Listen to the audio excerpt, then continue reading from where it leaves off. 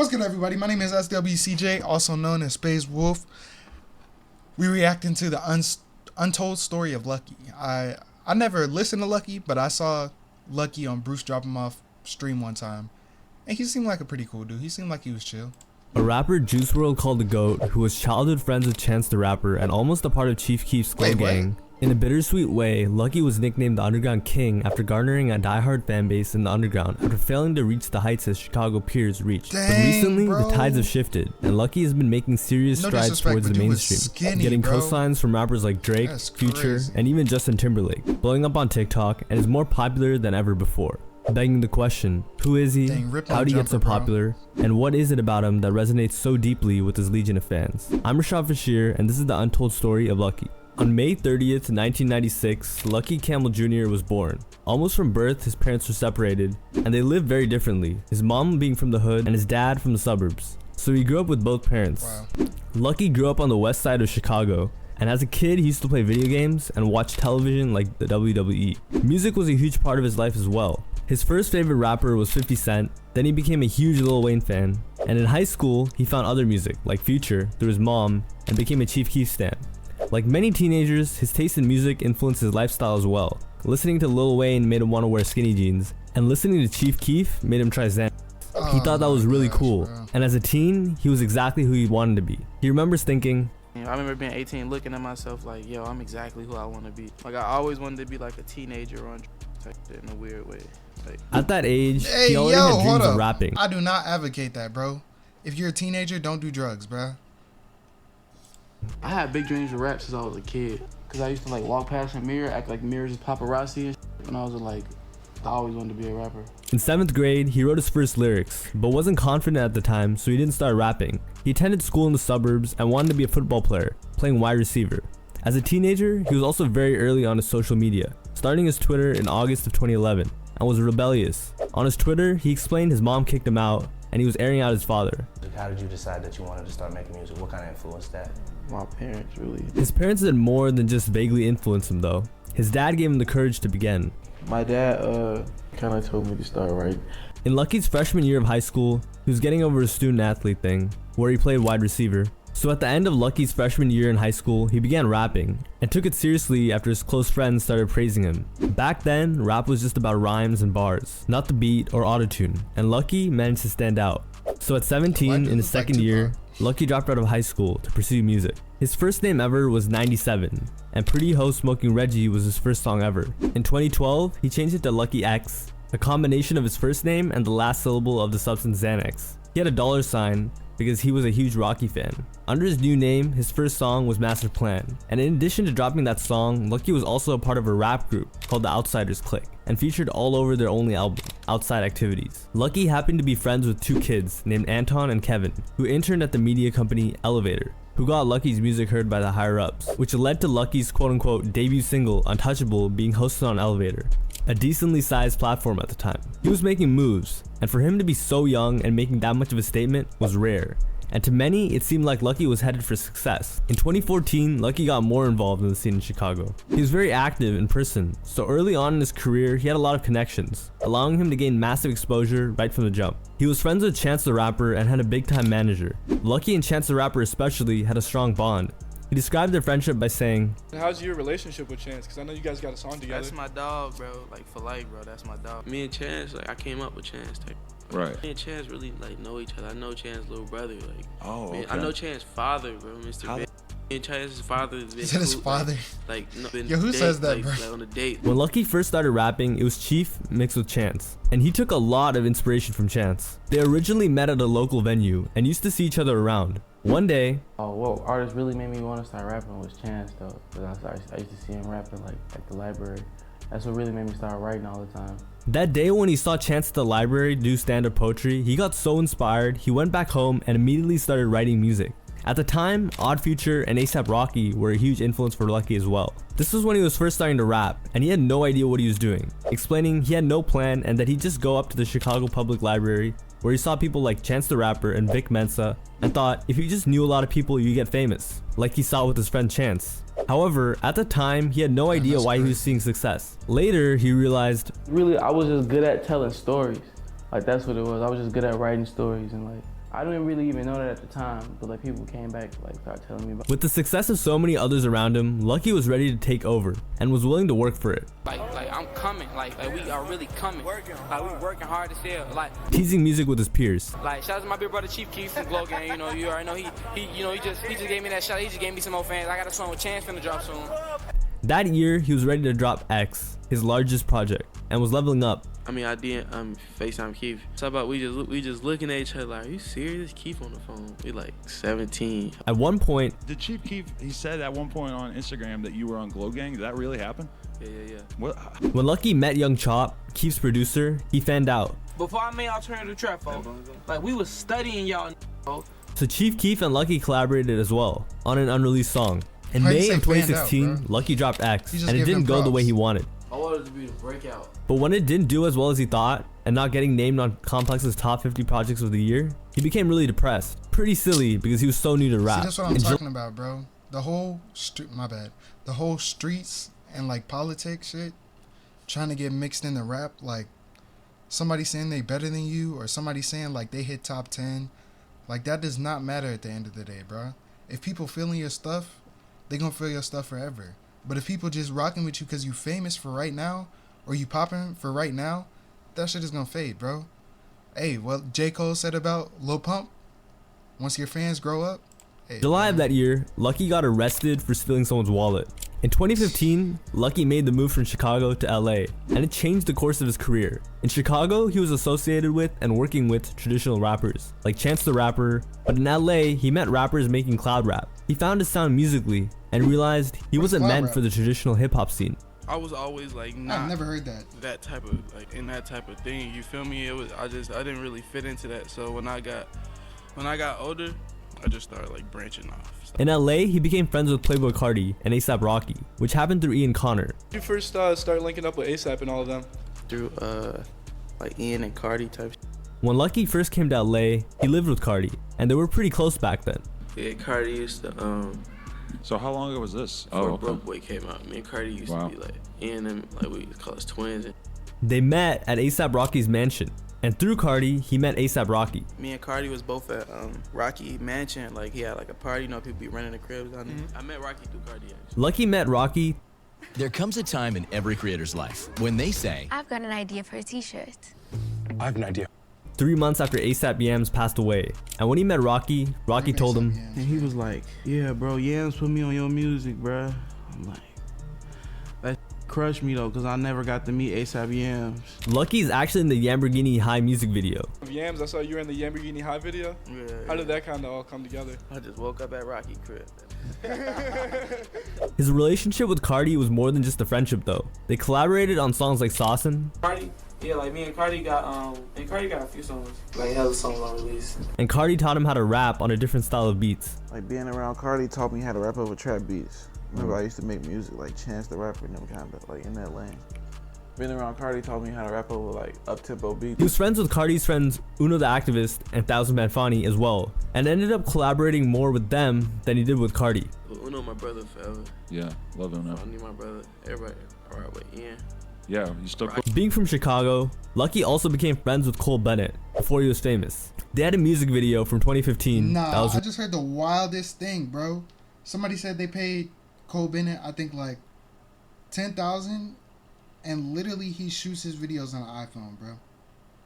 So if you really trying to get into editing or videography, bro, get you an iPhone, bro. released 8 years later, and Cole gave Lucki $100 to model for a Lyrical Lemonade shirt, which Lucki says he remembers he really needed, and said now, I'll be really just happy for him, but it just makes sense because the type of person he is. in January of 2016, Lucki decided to drop the X from his name. At first, he just took out the $sign because he didn't want to become like A$AP Rocky. No more ECK money sign. It's just X. Just X. But eventually, he claimed the X was just childish, so he dropped it completely. Please stop calling me Lucky X. You're over and then y'all be calling me Lucky X. I just really was over that name. In March, he dropped Son of Sam, and the cover art is inspired by David Berkowitz, a serial killer. The cover art is one of his letters, and Lucki explained he relates to him. Vices are demons. Wait, what?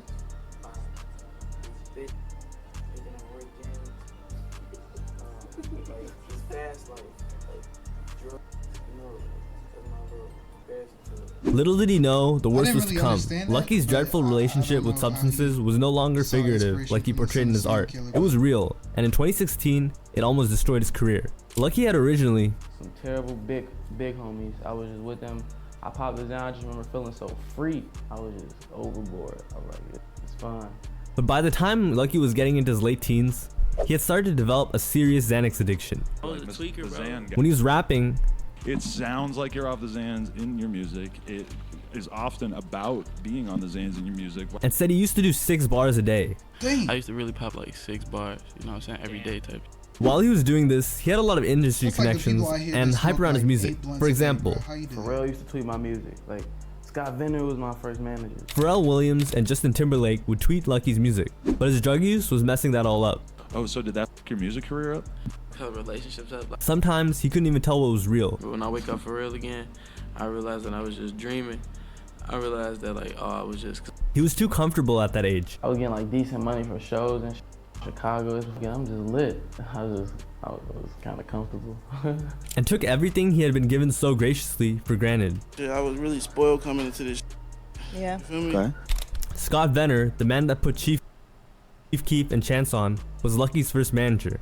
Even after receiving co-signs from Pharrell Williams and Justin Timberlake, Lucky said he didn't even care. It wasn't Lil Wayne. He was young and ignorant, and eventually it bit him in the back. When Lucky was dealing with those issues, some of the people in the industry who were previously backing him turned their backs on him. They lost faith in me. I'll never forget that, bro. Told me I was the best, bro.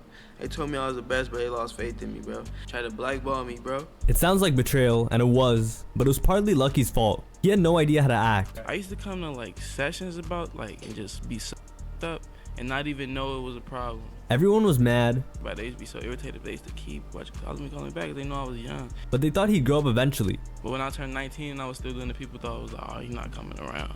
He not getting it. Because people always thought I was just gonna get it. You feel me? Right. And then when I was 19, it was like, nah, he just don't get it. Spoiler alert, he didn't. And like many young kids, had to learn the hard way. Eventually, Lucky's substance abuse led to Lucky becoming hospitalized, and it messed him up. I'm not gonna lie.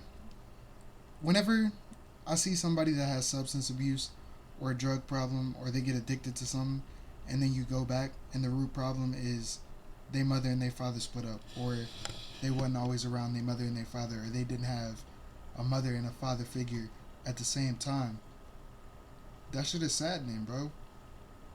The new generation of parents, which is basically when I was a kid, like 2 years ago, when I graduated, like all of the parents from that generation that just graduated and are in life now, take care of your kids, bro. Be in your kids' life. Talk to your kids, bro. See what they're doing, bro. Ask them questions, bro. Because the less you personalize yourself with your children, the less attached they're going to be to you, bro. And the last thing you want is a child that you brought into this world and they got no attachment to you, bro. They just see you as their mom or dad. Bad. The lowest point in my life. I psyched out for like 4 days straight, and I just had to go to the hospital for like a week. I was tripping. But I wasn't myself, bro. I was like fragile, like see mentally, what I'm telling y'all, bro? Because like, I really went crazy, you feel me? So I was like... He used to joke about his addiction. He was shameless, but after that, it was no joke. But I had to just learn how to be my own person, like, and not depend on a pill. He eventually decided to take a break from music and focus on himself. When he was in the hospital, he became a fan of Kurt Cobain. This dude, Kurt, I started watching like hella documentaries. I watched all documentaries. Explaining he related to the themes of self-destruction. Really relating to self-destruction. Like, Right. Are you in a period of self-destruction in general, would you say? Or is that something that you feel like you're past? I feel like I'm always gonna be in a period of self-destruction. He decided to drop Free Wave 2, but his substance abuse caused him to develop mental health problems and depression, and decided it would be best if he took a year-long hiatus. During the hiatus, he had a son, and his son gave him a sense of priority and made him want to work harder. In 2017, he returned from his hiatus, dropping Watch My Back. Luckily, no pun intended, fans were patient, and he didn't suffer any consequences. In fact, Watch My Back became one of his most successful projects, a fan favorite. Nowadays, Lucky has made it clear my music is like a warning or something, bro. Right. Like, I don't glorify it at all. another rapper Lucky knew was Juice WRLD, and they were pretty close. And Juice WRLD had a lot of respect for Lucky. Juice would be like, this is the best rapper ever. Everybody in the room would be like, And what? you're like, They're like, is this? You feel me? I was disheartened when Juice died. I really be wishing he was still here, cause I know it'll never be a dull moment in if he was still here. In 2019, Lucki dropped Free Wave 3, a project about a woman he was in love with. The first half was while he was in love, and the second half was him heartbroken. In 2020, Lucki signed a distribution deal with Empire, the same label XXXTentacion and King Von were a part of, allowing him to receive a stronger push to his music, while being able to retain ownership over his music at the same time. He even recorded a song with his longtime idol Future, coming out a couple years later, someone who he remained a huge fan of for years after first finding Future's music on his mom's iPod. Yeah, I just met Pluto, like, it's just crazy seeing this in person, like. Wait, Since 2021, Lucki has become even more ambitious, trying to become a superstar like he said so many years earlier, except it was starting to become a reality. He'd have a slew of songs like Super Urus and New Drank gain traction on TikTok, massively growing his fanbase, as well as shedding light to his deep discography. However, it wasn't all sunshine and rainbows. His new fanbase was suburban and became corny, bullying him for the weight he gained, and fans at shows have rubbed his stomach multiple times, causing quite an issue. Furthermore, Lucki has been under fire for years about some tweets he made years ago. Disrespectful, bro. Don't show up to nobody's show or nobody's performance and just disrespect the artist. If you really fuck with their music, why are you back aimed at the country of Mexico? And his new fanbase didn't make it any easier. He explained himself, saying 11 years ago, Lucki and a bunch of other kids, some black and some Mexican, were all trolling. Everyone was just trolling. Lucki just ended up becoming famous and defended himself, saying, "I grew up with Mexicans." In 2022, Lucki briefly fell out with his old friends, Uno the Activist and Thousand Man Fani, and accidentally started beefing with the Detroit rapper he was friends with, Baby Smooth. Lucki called out Baby Smooth for hopping on Yeet beats, except Lucki was talking about Thousand Man Fani. Baby Smooth took it personally and decided to take shots at Lucki himself. It was sad because just a bit before, they were teasing a collab. So Lucki actually called Thousand Man Fani washed up for hopping on Yeet beats. He even defended Cardi for dropping Uno the Activist and Thousand Man Fani during their beef. In the end, Lucki apologized, saying he was in his feelings and he was wrong for what he said, and they made it right. During the middle of the year, Lucki got a Drake co-sign as well. Drake posted Lucki's music on a story and featured Lucki on OVO Radio. When he was young, Drake was a huge inspiration for him, so having Drake post his music was So it's really like a dream come true type of thing. even crediting Drake for teaching him how to rap. He taught me how to dumb it down, but without dumbing it down though. That year, he also got a face tat, inspired by Harry Potter, and said he just wanted one because it was cool, and that his thought process was, I just wanted a face tat. I was just feeling edgy, like I got hella money. It didn't piss my parents off, you know what I'm saying? In the end of the year, on September, he dropped Flawless Like Me, his long-awaited project, with the feature from Future, and started collaborating and working with younger rappers like Can as well. So that brings us to today, 2023, and Lucki still has a lot of runway left in his career. He's been releasing a project every year since 2013, and it doesn't look like he's stopping anytime soon, even saying he wants to collab with Playboy Cardi again, Artists I collab with, but definitely Cardi. and wants a Grammy. He plans to retire when he's in his early 30s to become an executive in television, saying, "I want to produce TV documentaries," and known as some type of legend, someone who never sold out. Reminiscing on his younger days, Lucki said, "I was listening to Currency, A$AP Rocky, a lot of the people who are legends now. I kind of wanted to be like them. The scene was completely different back then. Time will tell if he reaches the status of those he idolized as a kid, but regardless of whether he does or not, Lucki has left his mark on hip-hop, undoubtedly, and definitely has inspired the new generation of rappers. Thanks for watching and have a nice day. See you next time." I appreciate y'all for watching. If you liked it, press the like button, press the subscribe button, share with a friend, share with a family member, put it on a playlist, share with yourself. But until the next time, holla at me and listen to some Lucki.